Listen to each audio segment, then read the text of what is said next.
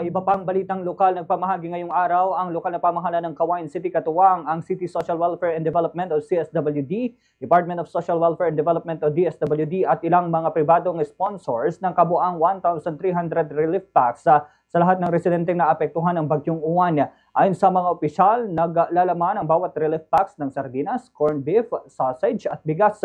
Ilan sa mga sponsors umano ang tumulong sa pagbili ng mga relief goods upang masiguro ang maayos na pamamahagi sa mga residente.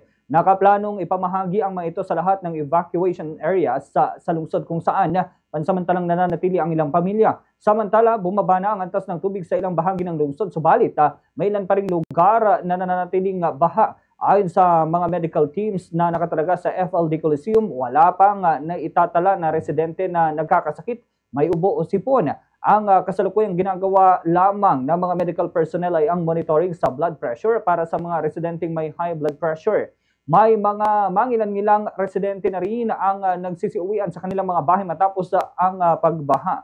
At yun nga ho, matapos na rin ho ito pong pagbabaho ng antas ng tubig. Ngunit patuloy ang pamamahagi at pamamahagi ng tulong sa mga nananatili naman sa evacuation center.